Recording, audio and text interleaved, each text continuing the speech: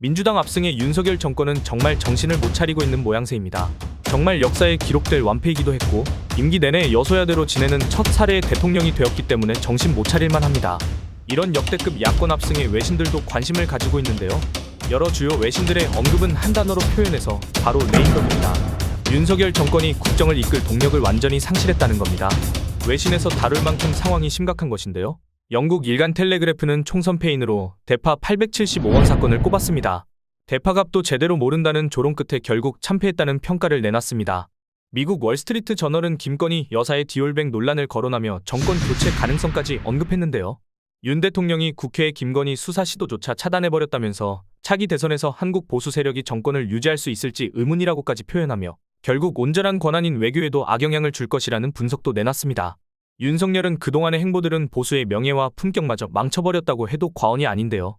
보수의 민감한 사안들까지 모두 거부하고 마이웨이식 국정운영은 정권 심판 여론에 불을 붙인 격입니다. 어쨌든 외신들도 이번 총선 결과의 영향은 상당히 심각한 것으로 보았습니다. 우방이든 적국이든 윤 대통령이 내놓은 외교 정책의 유효기간을 따질 수밖에 없다는 지적이 나오고 있습니다. 그동안 공을 들여온 한미일 삼각 공조를 통한 대북 강경 노선이 흔들릴 수 있다고도 보았는데요. 그래서인지 당장 삼각 공조의 한 축인 일본의 언론들은 민감하게 반응을 하고 있습니다. 강제징용 문제의 해법을 제시했던 윤 대통령이 참패를 했다며 한일 관계의 그림자가 드리워졌다고 우려를 표시했습니다. 마지막으로 영국 BBC는 레임덕 때문에 윤 대통령이 외교정책 외에 별다른 성과 없이 퇴임할 수도 있다고 지적했습니다. 외교 등 국정 전반의 정책과 동력을 상실하는 게 불가피하겠죠.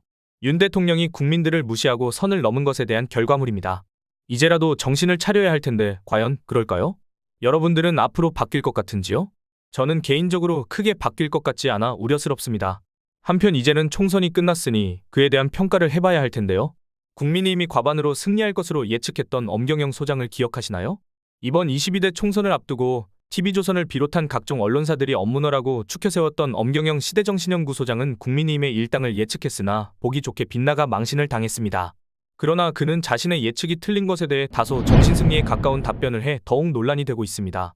자신의 예측이 빗나간 결과가 나오자 엄경영 소장은 한국일보와의 인터뷰에서 막판 보수결집 분위기가 있어서 뒤집힐 것으로 예상했는데 낙동강 벨트 정도만 보수결집이 이뤄지고 충청, 수도권엔 미치지 못했다며 이재명 민주당 대표나 조국 대표의 사법 리스크보다 윤석열 대통령을 향한 분노가 그만큼 컸던 것이라고 변명의 입장을 내놨습니다. 하지만 이는 누구나 할 수 있는 결과론적 분석인데다 애초에 여론조사 전문가라면서 그간 변해가는 민심 추이조차 헤아리지 못하고 있었다는 뜻이기에 그저 정신승리에 불과한 것으로 보일 수밖에 없습니다. 더군다나 그가 왜 이렇게 민심과 동떨어진 분석을 하고 있었는지는 다른 경로를 통해 알 수 있었는데요. 그는 보수 논객 정규재 씨가 운영하는 펜앤드마이크의 유튜브 채널에 출연해 출구조사 발표 당시 자신의 예측과 동떨어진 결과가 나온 것에 대해 제 정성이 하늘에 닿지 못해 참담하다는 입장을 밝혔습니다.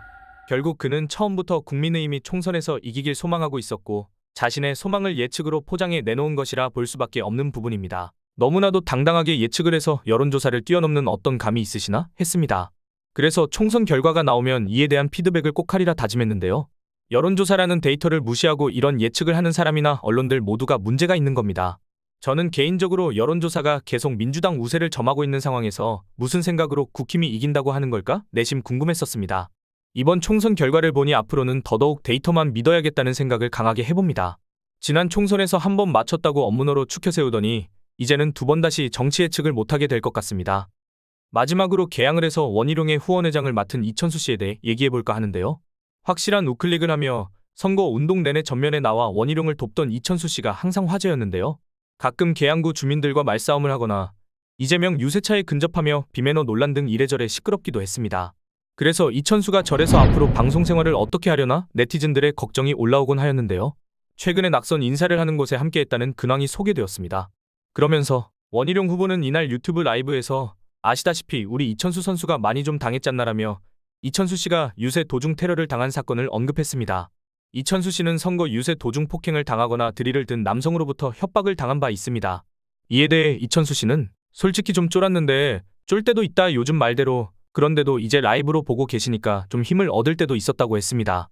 이렇게 낙선 인사까지 함께하는 모습에 의리가 있다는 평도 있었지만 일부에서는 이제 방송 생활하기 힘들 것 같다. 너무 정치색이 명확해지면서 예능 프로그램에서 부르기가 조금 부담스러울 것 같다는 평가도 해주시기도 하였습니다.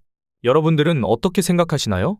개인적으로 방송인이 정치인 유세를 한두 번 정도 도와주는 것은 봐도 이렇게 처음부터 끝까지 동행하며 오히려 누가 후보인지 모를 정도로 도와주는 것은 드물었던 상황인 것 같습니다. 했어야 했나 싶습니다.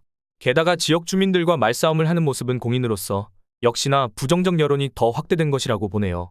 저는 개인적으로 많이 안타까운 결정이었다고 봅니다. 안 하느니만 못한 상황인 겁니다. 어쨌든 본인의 의사대로 한정당의 후보를 지지하고 적극적으로 도왔으니 책임도 본인이 지게 될 것이라고 봅니다. 개인적으로 앞으로는 방송보다는 유튜브에서 활동하게 되지 않을까 조심스럽게 예측해봅니다. 오늘 영상 어떠셨나요? 이 영상이 널리 퍼질 수 있도록 좋아요 꼭 부탁드리며 오늘 하루도 화이팅입니다.